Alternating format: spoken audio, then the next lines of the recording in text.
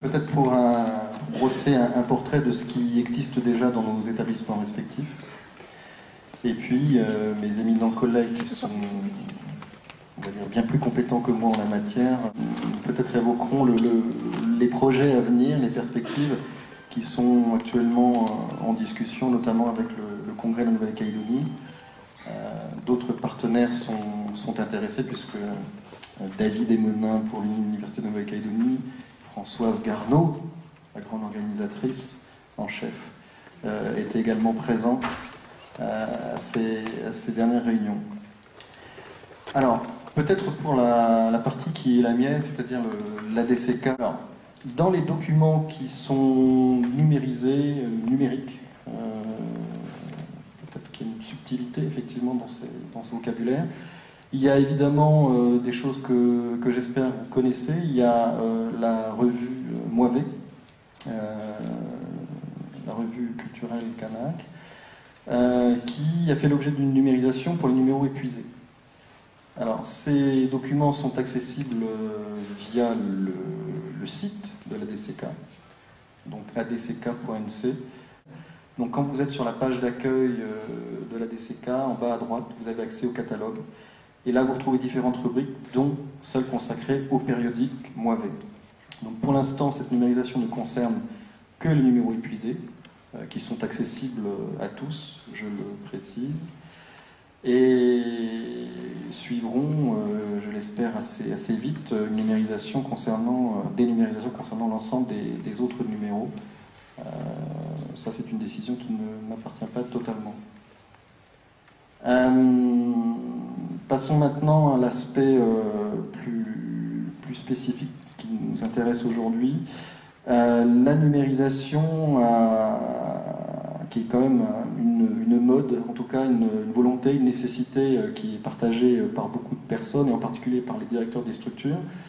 Tout le monde nous demande de numériser pour des raisons de prestige, pour des raisons d'accessibilité, pour des raisons de conservation, qui me paraît la raison la plus immédiatement intéressante. Donc évidemment, il y a un effort qui a été consenti sur ce point-là. Cet effort-là, il a trouvé chez nous un écho national, puisque quand on parle d'effort, on parle aussi d'efforts budgétaires. Et peut-être que vous le savez, mais il existe des campagnes de numérisation nationales qui sont diligentées par le ministère de la Culture et de la Communication, auprès duquel vous pouvez constituer des dossiers. Alors c'est précisément ce que la DCK a fait il y a maintenant 3 ans, pour traiter en priorité un fonds d'archives sonores, avant même les fameuses données du patrimoine oral collecté dans les différentes aires coutumières. Alors ce fonds d'archives sonores, il correspond alors on l'appelle entre nous le fonds Raymond Aman. Il a fini par être intitulé de la sorte, mais c'est bien un nom qu'il a fallu lui donner, c'est toujours plus pratique. Derrière cet intitulé se cache finalement le travail, avant tout le travail d'un homme, qui est donc Raymond Aman, qui est un ethnomusicologue suisse, qui a beaucoup travaillé pour la Nouvelle-Calédonie, enfin sur la Nouvelle-Calédonie et aussi sur le Vanuatu, et qui, à la fin des années 90, avait transféré sur DAT. Alors, je mentionne ce support parce qu'effectivement, c'est une question aussi qui pose problème. Les fameuses cassettes audio numériques, l'ensemble des archives, alors de la DCK, mais d'un organisme ou d'autres organismes qui l'avaient précédé. Alors, il y en a un en particulier qui mérite d'être cité, c'est l'Office culturel, scientifique et technique Kanak, l'OCSTC, dont on reparlera un petit peu plus tard. Et puis, toutes sortes d'archives sonores qui pouvaient être issues de collectes diverses et variées, de supports aussi totalement hétérogènes. Il y avait des cassettes audio classiques qui pouvaient être des enregistrements de chercheurs. Alors, on parle souvent des époux Rivière, il y a eu Bensa, mais peut-être que Christophe en dira un mot aussi tout à l'heure. Et puis d'autres qui ont beaucoup collecté dans les années 70-80.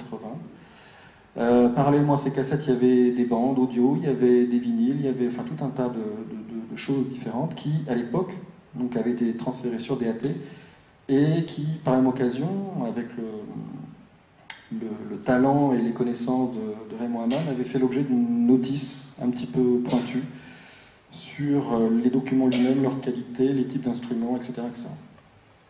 Ce support-là étant devenu, on va dire, obsolète, en tout cas extrêmement fragile, il a été décidé de proposer ça directement via le catalogue de la médiathèque. C'est ce sur quoi a travaillé, puisqu'il faut rendre à César ce qui lui appartient, donc une personne connue du milieu qui s'appelle Karine Dervieux.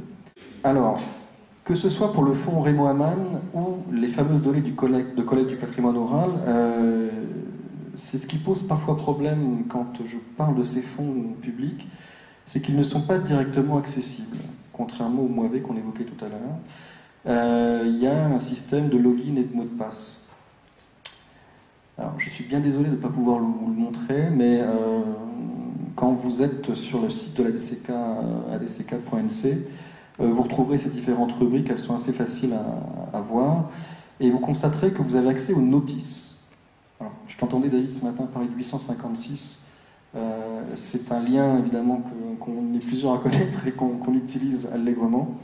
Donc, avant d'accéder au document lui-même, de l'entendre, vous avez bien évidemment la notice. Cette notice, elle est visible de tous, et fort heureusement d'ailleurs. Donc, quoi que vous consultiez, vous avez toujours la possibilité de savoir ce qui existe. C'est-à-dire que l'ensemble de ces fonds sont catalogués et indexés. C'est leur accès au sens propre du terme qui pose encore problème. Alors, je dis qu'il pose problème, moi ça me pose un problème de conscience, parce que j'aimerais que tout soit directement accessible. Sauf que pour le fonds Raymond Aman, qui est un fonds très hétérogène, il y a parfois des documents sensibles. Je pense à des levées de deuil, par exemple, parce que j'ai oublié de préciser que dans ces fonds très hétérogènes, il y avait vraiment de tout. Des chants, des danses, des discours coutumiers, des discours politiques, des émissions de radio, enfin c'est extrêmement variable.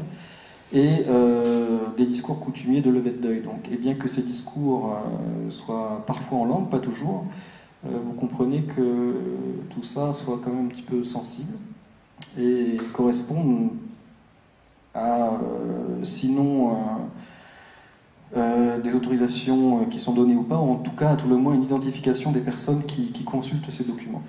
Et d'ailleurs, là, on est à un point un petit peu qui pose interrogation, c'est-à-dire qu'on n'est plus vraiment dans le monde des bibliothèques, je crois. On fait déjà un bond dans le domaine de l'archive, de l'archivistique. Pour les données du patrimoine oral, c'est un peu le même principe, sauf que là, il y a des degrés de communicabilité qui correspondent à des chiffres de 0 à 4, qui ne sont pas décidés par la médiathèque, ni par des happy few, mais qui sont tout simplement décidés en accord avec les conseils d'air. Quand vous faites des collectes sur le terrain, il y a une évidence absolue, c'est gagner la confiance des gens, ou en tout cas la conserver. Et là encore, la plupart des documents qui sont collectés, enfin des histoires qui sont entendues, des généalogies, ou je sais pas moi, des discours sur le foncier par exemple, bien que ces documents soient en langue, peuvent poser problème dans la mesure où les gens croient que ce qui se trouve parfois dans un endroit vaut pour vérité absolue. Chacun sait que dans les bibliothèques, il y a des choses qui sont intéressantes, et d'autres qui le sont un peu moins. Et dans des médiathèques spécialisées comme celle de l'ECK, il y a évidemment pas une exhaustivité, mais en tout cas, on essaie de tendre vers une exhaustivité. Donc quand on s'intéresse à tout ce qui sort sur une région, évidemment, il y a à boire et à manger. Donc ce qui se trouve chez nous n'a pas forcément parole d'évangile, mais en tout cas peut poser problème pour quelqu'un qui se l'approprierait de la mauvaise manière. D'où la nécessité aussi peut-être de respecter cette confidentialité quand elle est demandée, et puis, comme je le disais tout à l'heure, d'identifier les demandeurs. Alors, on m'a posé une question à la pause qui rejoint ce que tu as dit, David, ce matin sur l'histoire de l'abonnement des nouvelles. Évidemment, quand vous demandez un login et un mot de passe, là aussi, il y a une confiance qui est supposée. C'est-à-dire que ça doit concerner uniquement la personne qui l'a demandé, ou en tout cas un petit groupe de personnes qui consultent ces documents. Dans le cas contraire, on s'expose à peut-être des remarques, et ils auraient raison d'ailleurs, des conseils d'air. Peut-être peut-être un dernier mot avant de donner la parole à Christophe. Il y a d'autres subventions qui nous ont été accordées par le ministère de la Culture, qui correspondent à un fonds d'image fixe, plus précisément des diapositives. Alors la DCK possède justement, grosso modo, 90 000 diapos d'une époque importante, 70-80, les fameuses diapositives du fonds au CSTC, justement, qui correspondent à une période importante, j'allais dire d'émancipation, et qui n'a pas forcément d'équivalent, notamment aux archives, mais là encore, à préciser. Donc ce fonds, pour ces raisons-là, a retenu l'attention du ministre de la Culture, et puisqu'on parle gros sous, bien qu'on ait demandé, bon, je crois que c'était 30 000 euros, sur une campagne qui devait durer 3 ans.